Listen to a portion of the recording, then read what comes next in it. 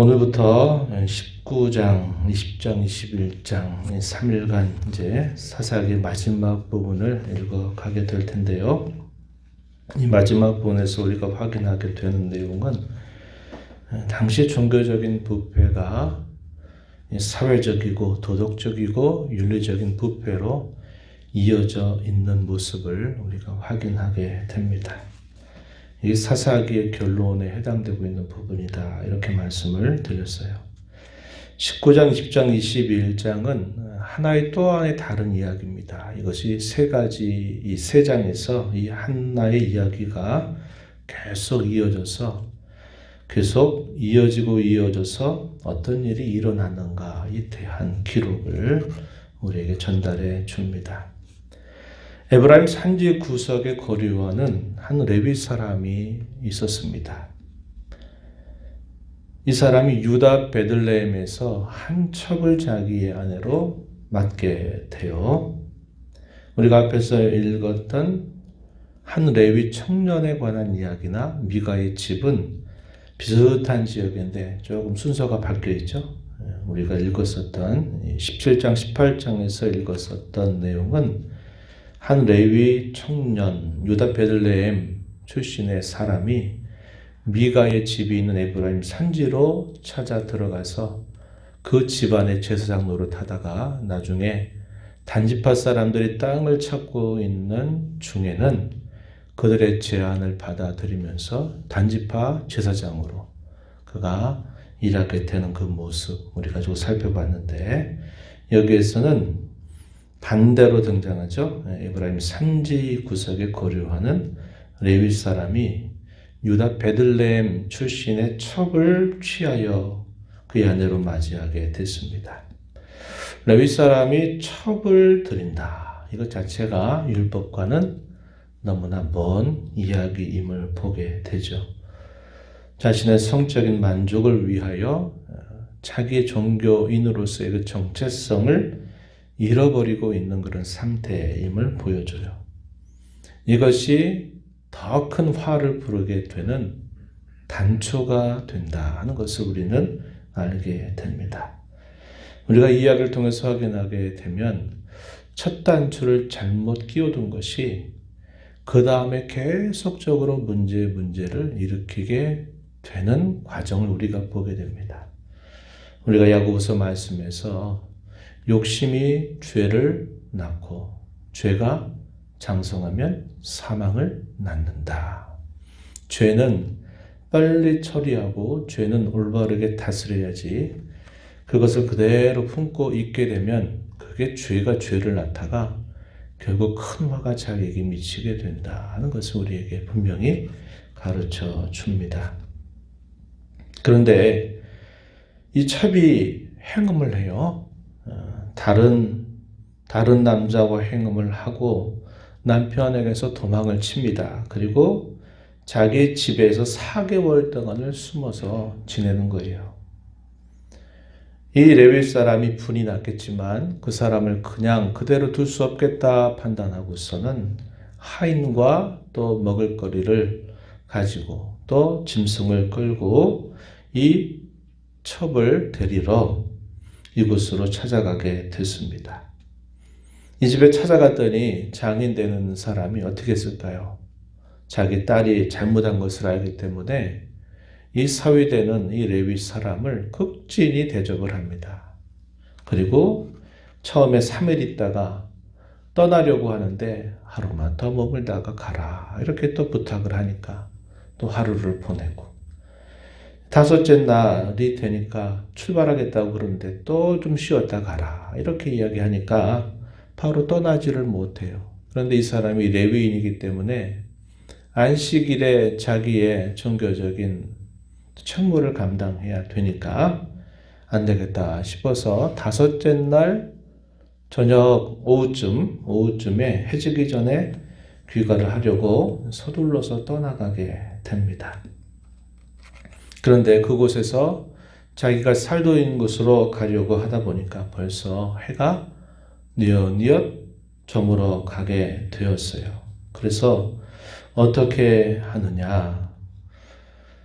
기브아라고 하는 곳에 결국은 머물게 돼요. 당시 예루살렘이라고 있던 이 여부수에는 여부수 족속들이 살고 있었기 때문에 종은 이 레위 사람에게 여기서 하룻밤을 묵고 가야 되지 않겠냐라고 주인에게 요청을 하지만 이 주인은 여기 이방 땅이고 이방 사람들이 거하는 곳이기 때문에 우리가 아는 우리의 가까운 족속들이 있는 곳으로 가자. 그래가지고 거기서 더 올라가게 돼요. 그래서 어디에 가게 되냐면 기브아라고 하는 곳입니다. 이곳은 베냐민 지파에 해당이 되고 있는 부분이었어요. 그래서 이 기브아 지역에서 하룻밤을 머물려고 어디를 찾아보는데 아무도 그를 향해서 찾아오는 사람이 없었습니다. 때마침 유다 베들레헴 출신의 한 사람이 일을 마치고 돌아와요. 그는 출신은 거긴데 그가 살고 있는 곳은 에브라임 산지 쪽에 있었다 이 말이죠. 아니, 에브라임 산지 그쪽이 자기의 본토 고향인데 그가 기브아에서 임시적으로 거류하고 있는 그런 사람이었습니다. 그래서 이 사람이 이 레위인과 또 그 첩 그리고 하인 이 사람들을 자기 집에 머물러 있다가 거기서 하루를 쉬고 자신의 고향으로 돌아가라고 이렇게 반가이 맞이해 주게 됩니다.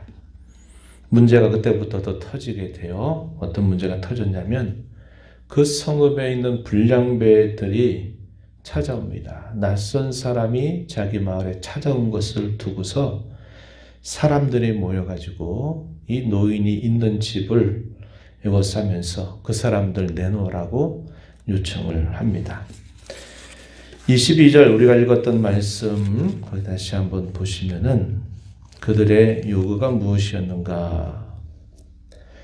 22절에 그 성읍의 불량배들이 그 집을 에워싸고 문을 두들기며 집주인 노인에게 말하여 이르되 내 집에 들어온 사람을 끌어내라. 우리가 그와 관계하리라. 그들을 내놓으라고 요구하죠. 왜? 그들과 관계하겠다. 이 말은 그들과 성관계를 갖겠다. 이 말입니다. 동성애를 말하는 거죠. 같은 동성 간의 성관계를 갖겠다고 내놓으라고 막 협박과 공갈을 한 것입니다. 어떻게 할까요?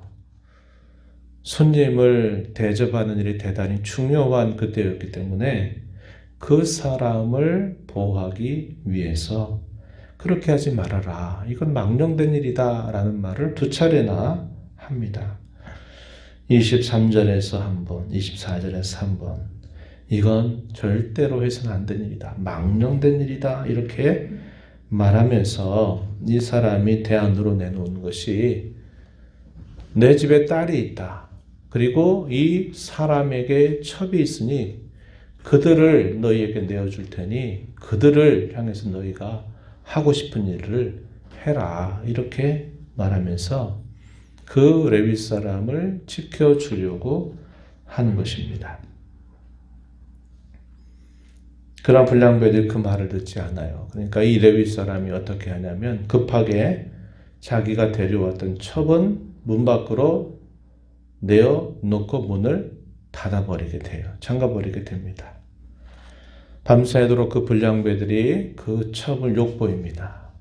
강간을 하게 돼서 결국은 새벽에 이제 그 여인을 데리고 빨리 자기가 있는 고향으로 돌아가려고 했어요. 그런데 그 첩이 죽게 된 겁니다. 죽게 되기까지 그 문 앞에서 손이 뻗어 있는 것만큼 그가 얼마나 사력을 다해서 자기 남편 되는 사람에게 들어오려고 애를 썼는지 몰라요. 그런데 그것을 그대로 방치해 둔 겁니다. 마침내 그 여인은 결국 죽게 된 것이에요.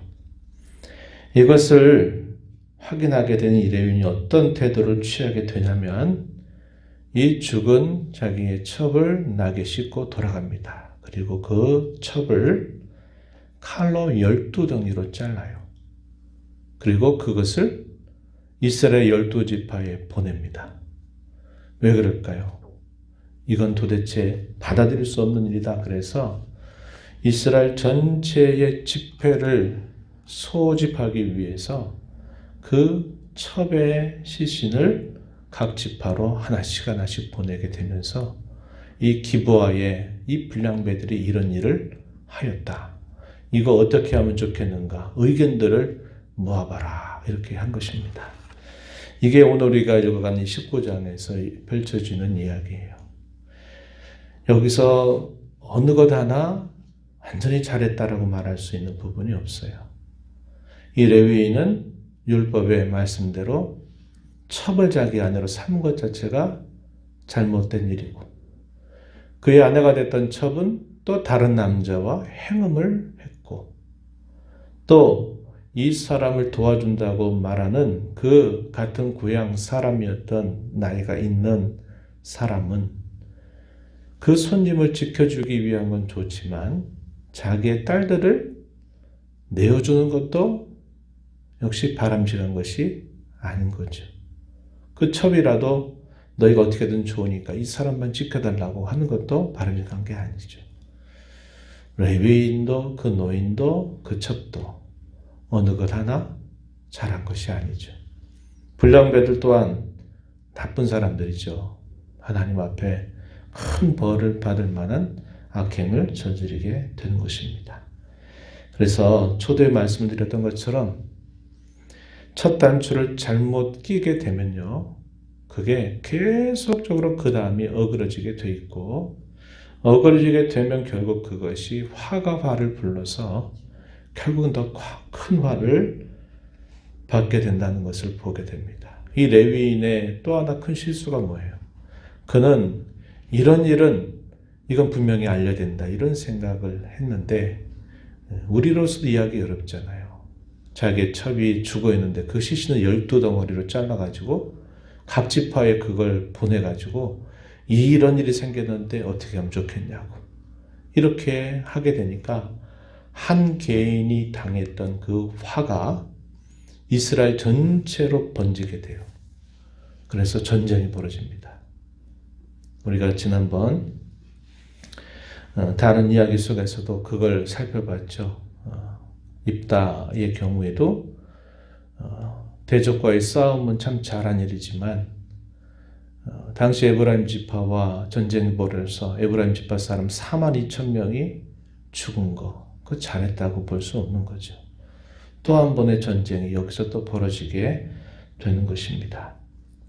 당시 종교 지도자들의 부패, 지도자들의 부패가 얼마나 심각했는가, 그걸 보면서 오늘날 교회를 이끌어가는 목회자들이나 또 한 나라의 지도자들을 우리가 생각하면서 이런 역할을 맡은 사람은 계속적으로 조심하지 않으면 안 된다, 이런 경각심을 가져야 되고, 교회 성도들은 앞서 세우신 그런 목회자들, 말씀의 종들, 나라의 지도자들 위해서 늘 기도하는 일을 우리가 쉬어서는 안 된다 하는 것을 우리가 배우게 됩니다. 종교적으로 부패하게 되면 그 사회의 안정장치가 망가져서 사회적인 부패를 가져오게 됩니다. 그래서 우리가 오늘날 이 땅에서 우리 한국교회가 또 이 지역에서 세워진 우리의 교회가 부패하지 않고 하나님의 뜻을 잘 받들고 수종들어서 선한 영향력을 잘 발휘하는 그런 교회가 되도록 간절한 마음으로 기도해 주시고, 죄가 죄를 나아가는 그 모습을 보면서 죄는 빨리 근절하고 빨리 해결하고 빨리 돌아서지 않으면 더 큰 화를 부르게 된다고 하는 것을 우리가 마음에 깊이 기억하면서 죄와 싸우고 죄의 문제를 우리가 믿음으로 잘 처리하는 그런 삶을 통해서 이 땅에서 구원받은 자로서 의롭고 진실한 삶을 주 앞에 살아가는 저와 여러분이 되어야 하겠습니다. 하나님 아버지, 이 새벽 시간에도 저희들을 깨워주셔서 오늘도 생명 주신 아버지 앞에 나와 찬양드리며 저에게 주시는 말씀을 또다시 읽고 교훈받게 하신 것 감사드립니다. 이 말씀을 통하여 하나님의 뜻을 저버리고 살아가는 종교인이든 그 어느 누구든 결국 계속적으로 화가 화를 부르게 되는 일이 다가오게 됨을 봅니다. 첫 단추를 잘못 끼웠을 때 그걸 빼서 바르게 다시 채우지 않는 한 계속적으로 악순환의 악순환을 반복하고 꼬리에 꼬리를 물어 그것이 더 큰 화를 부르게 된다는 것을 배우게 됩니다. 저희들을 죄로부터 형벌로부터 구원하여 하나님의 귀한 백성 되게 하시고 성도로 부름받게 하신 그 은혜를 감사하면서 죄가 저희를 주관하지 못하도록 죄의 세력을 이겨내게 하시고 때로 죄를 범하게 될 때마다 그 죄로부터 속히 벗어나서 죄를 다스릴 줄 아는 저희의 삶이 되도록 인도하여 주시기를 원하옵나이다. 이 새벽 시간에도 은혜의 보좌 앞에 나와서 아버지 은혜를 구하는 모든 심령들의 간구를 귀 기울여 주시고 응답하시기를 바라며 예수님 이름으로 기도하옵나이다. 아멘.